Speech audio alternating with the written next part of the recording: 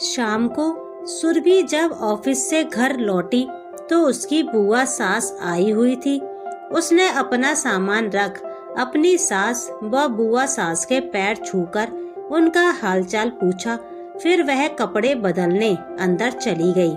बाहर आई तो उसकी सास ने सब्जियां काट दी थी। सुरभि ने चाय बनाई। तब तक उसका पति राकेश भी ऑफिस से आ गया था। चाय पीते ही वह खाने की तैयारी में लग गई। रसोई में सुरभि रोटियां बना रही थी तो राकेश टेबल पर खाना लगाने लगा। यह देख उसकी बुआ बोली, राकेश तू बैठ जा, बहू कर लेगी। अरे नहीं बुआ जी, यह तो मेरे रोज का काम है। खाना लग ही गया है, वह भी आ ही रही है, फिर खाते हैं मिलकर सब साथ। उसकी बात सुन बुआ का मुंह बन गया। खाने के बाद राकेश ने सुरभि के साथ मिलकर सारे बर्तन किचन में रख दिए और फिर वह माँ और बुआ के साथ बैठकर बातें करने लगा। अगले दिन संडे था। बुआ और सुरभि की सास सुबह जल्दी उठ गए। नहाने धोने के बाद बुआ सास ने पूछा, बहू नहीं उठी अभी तक? यह सुन सुरभि की सास बोली, नहीं जिज्जी, आज संडे है ना, तो थोड़ी देर से उठेगी। यह क्या बात हुई भला? घर की बहू बेटियों को तो जल्दी उठना चाहिए ना। अरे जिज्जी, और दिन तो बहू 5 बजे उठ जाती है और रात तक लगी ही रहती है। आराम कहाँ बेचारी के हिस्से में। आज तो नींद पूरी कर ले, कह वह चाय बनाने चली गई। सुरभि उठकर जब बाहर आई तो उन दोनों को चाय पीता देखकर बोली, अरे मम्मी जी, आपने मुझे उठाया क्यों नहीं? मैं बना देती चाय। कोई बात नहीं बहू, तू और काम कर ले। काम वाली का भी फोन आया था, वह आज नहीं आएगी। कोई बात नहीं मम्मी, कर लेंगे हम मिल बांट कर। बहू मेरे लिए तो खाना नहा धोकर ही बनाना। हाँ हाँ बुआ जी, मैं सफाई कर नहा धोकर ही आपके लिए खाना बनाऊंगी। तब तक राकेश बाहर आ गया था। सुरभि ने जब उसे कामवाली के बारे में बताया तो वह बोला, अच्छा ऐसा करो, तुम झाड़ू लगाओ, मैं पोंछा लगा देता हूँ, काम जल्दी हो जाएगा। नहीं तो तुम अकेली कब तक लगी रहोगी, नाश्ते में देर हो जाएगी। अरे राकेश, तू झाड़ू लगाएगा? यह तो औरतों के काम है। बुआ जी हंसते हुए बोली, बुआ जी इसमें आदमी और औरत कहाँ से आ गए? काम तो काम ही है ना। जब सुरभि घर की बराबर जिम्मेदारी उठा रही है तो उसके साथ मिलकर छोटा मोटा काम करने में कोई बुराई नजर नहीं आती मुझे। छुट्टी मेरी ही नहीं, उसके लिए भी तो है ना आज। भाई ये आजकल के लड़कों की बात तो मुझे समझ नहीं आती।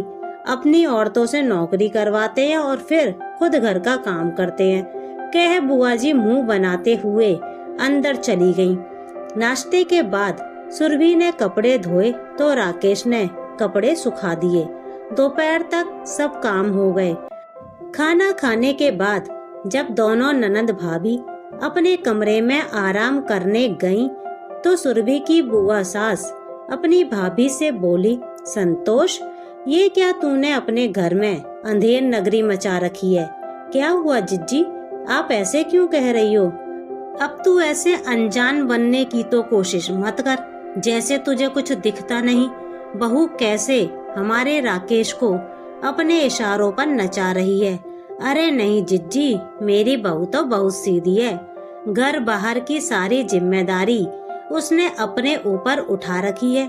राकेश महीने में 10-12 दिन के लिए टूर पर बाहर रहता है तो यही तो संभालती है सब। मुझे तो काम को हाथ भी नहीं लगाने देती। वह तो मैं अपनी मर्जी से थोड़ा बहुत कर लेती हूँ, तो इसमें कौन सी नई बात है? संतोष भूल गई, हम लोग भी तो खेती बाड़ी घर बार का काम संभालते थे, चूल्हे पर रोटी बनाते थे। अब तो बहुत सारी सुविधाएं भी हो गई हैं।